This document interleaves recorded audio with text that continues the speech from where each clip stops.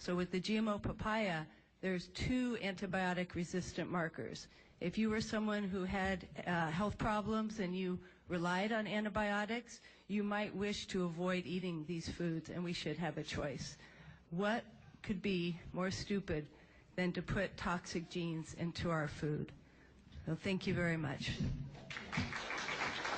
Thank you. Okay, we're going to allow just one more testifier for now, and then we'll recess until 1. I know the members are required to go to session, so I appreciate that. We will be back here at 1, but go ahead. Thank you so much, representatives. My name is Nomi Carmona. I'm the president and founder of a nonprofit called Babes Against Biotech. We're devoted to environmental education and awareness about the impacts of GMOs. We represent over 1,900 members, and we're growing very, very quickly. I just submitted an extensive testimony to you, 19 pages, 234 resources, of which 207 are peer-reviewed scientific studies demonstrating the risks to the environment and our health by eating GMOs. I'm very tired of hearing biotech representatives who are being paid to say there's no scientific evidence, these are harmful. I have given you 207, and the studies they're referring to are paid for by their own industry and their interest groups. Did you know that only 90-day trials are required to release a new GMO product into our food supply? These GMOs have been found in numerous animal studies to show generational effects in the 2nd and 3rd generations that are very serious, including sterility, infertility, endocrine disruption, cancer, cancerous tumors, organ enlargement, problems with protein and cholesterol synthesis, and problems with the kidney, liver, and spleen, as well as the digestive system as well. So we're not playing. We have a right to know. And we're tired of asking over and over again when 61 countries already acquired GMO labeling and 29 have banned GMOs in some form or another, the entire European Union. Are we not worthy to know what is in our food? Do you not respect our own choices enough? I don't think it's you personally, but you have an opportunity to advance these measures today, and it's quite pertinent. Over 1,000 people marched on the Capitol on opening day on January 16th, demanding GMO labeling and the abolishment of the PLCC. Not a single person asked that non-GMO food be labeled. Not a single person. We want GMO foods labeled. They're reliant, this industry, on the fact that we cannot identify their products. They have a consistent history in denying the dangers of their products and fighting labeling in the name of cost.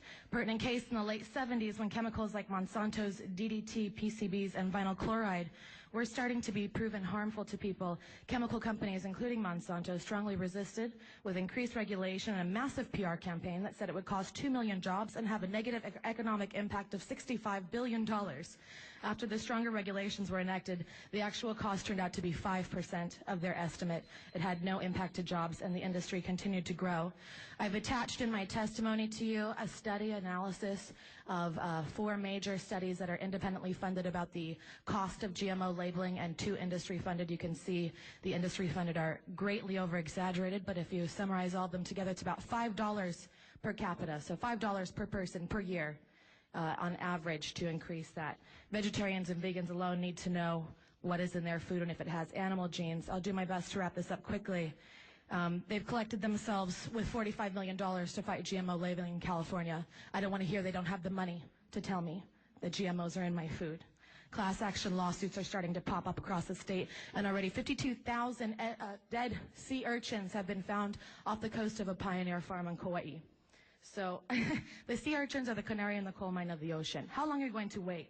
They're the most endangering and invasive species of all, and there may be no recuperation. We may never be able to grow food on the land they're growing on right now.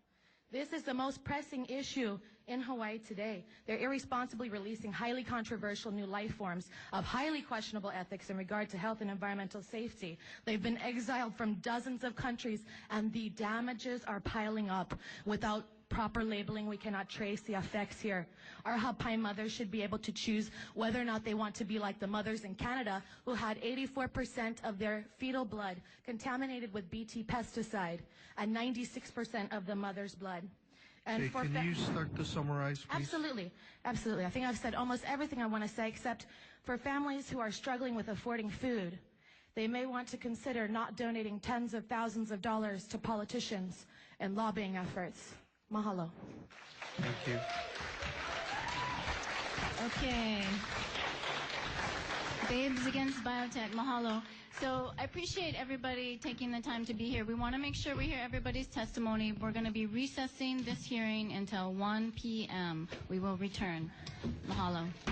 Recess.